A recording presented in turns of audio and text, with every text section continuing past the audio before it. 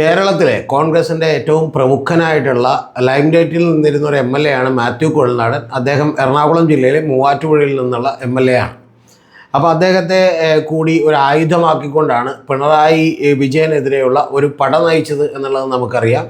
കാരണം വീണ വിജയനുമായി ബന്ധപ്പെട്ട് അദ്ദേഹത്തിൻ്റെ മകളുടെ കമ്പനിയുമായി എക്സാലോജിക്കുമായി ബന്ധപ്പെട്ടൊക്കെ തന്നെ നിരവധി ആരോപണങ്ങൾ ഉയർത്തുകയും പല വിധത്തിലുള്ള പത്രസമ്മേളനങ്ങളൊക്കെ നടത്തുകയും ചെയ്തത് കുഴൽനാടനാണ്. അന്നേരം കുഴൽനാടൻ അവരുടെ ഹീറോ ആയിരുന്നു എന്നുള്ളത് നമുക്കെല്ലാവർക്കും അറിയാം.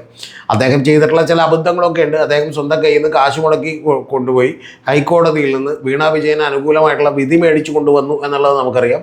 കൂടാതെ ഒരിടയ്ക്ക് അദ്ദേഹം ആ ചർച്ചയെ തന്നെ വഴിതിരിച്ചു വിട്ടുകൊണ്ട് GST അടച്ചോ ഇല്ലയോ എന്നുള്ളതിലൊക്കെ തന്നെ ചർച്ച നയിച്ചു എന്നുള്ളതൊക്കെ യാഥാർത്ഥ്യമാണ്.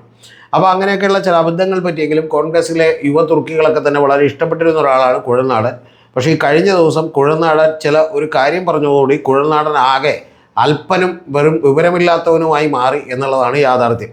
അതിൻ്റെ പ്രധാനപ്പെട്ട കാര്യമെന്ന് പറയുന്നത് കുഴൽനാടൻ മുസ്ലിം ലീഗിനെതിരെ ഒരു അഭിപ്രായം പറഞ്ഞു. യഥാർത്ഥത്തിൽ കുഴൽനാടൻ മുസ്ലിം ലീഗിനെതിരെ ഒന്നും പറഞ്ഞില്ല.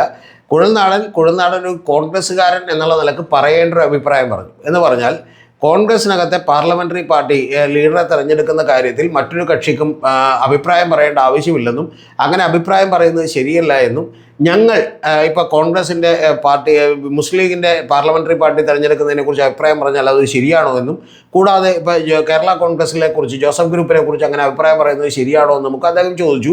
ഒരു കോൺഗ്രസ്സുകാരൻ ആത്മാഭിമാനത്തോടുകൂടി പറയേണ്ട വാചകങ്ങൾ മാത്രമേ മാത്യു കുഴൽനാടൻ പറഞ്ഞുള്ളൂ.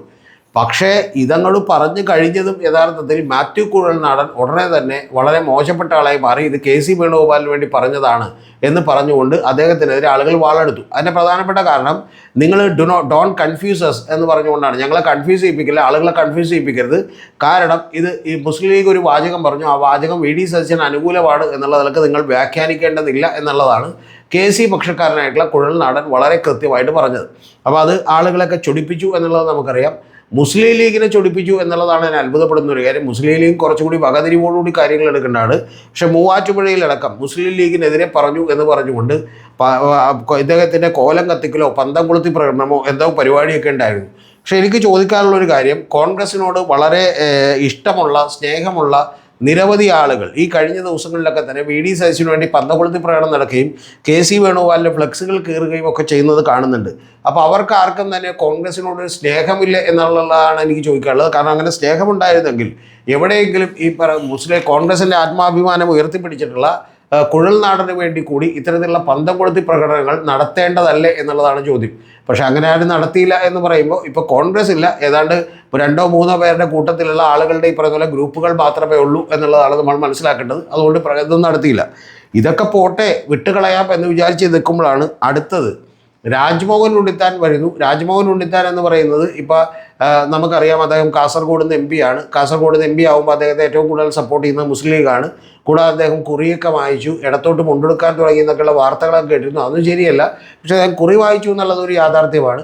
അതുകൊണ്ട് അദ്ദേഹം അവിടെ പിടിച്ചു നിൽക്കാൻ വേണ്ടി അദ്ദേഹം ഉടനെ തന്നെ മുസ്ലിം ലീഗിന് ഇത് പറയാനുള്ള എല്ലാ അധികാരവും അവകാശവും ഉണ്ട് എന്നുള്ളതാണ് പറഞ്ഞേക്കുന്നത്. അതുകൂടാതെ ഇനി അവിടെ വെച്ച് നിർത്തിയാൽ പോലും കുഴപ്പമില്ല.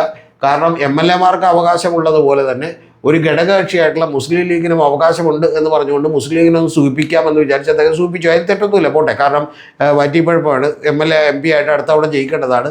ഈ കുഴൽനാടനൊക്കെ എന്തെങ്കിലുമൊക്കെ പറഞ്ഞിട്ടൊക്കെ പോകാം. 2029 തെരഞ്ഞെടുപ്പ് വരുമ്പോഴത്തേക്കും മുസ്ലിം ലീഗ് സഹായിച്ചില്ലെങ്കിൽ പ്രശ്നമാകുമെന്നൊക്കെ കറക്റ്റായി ഇപ്പോൾ രാജ്ഭവൻ ഉണ്ണിത്താൻ അറിയാം.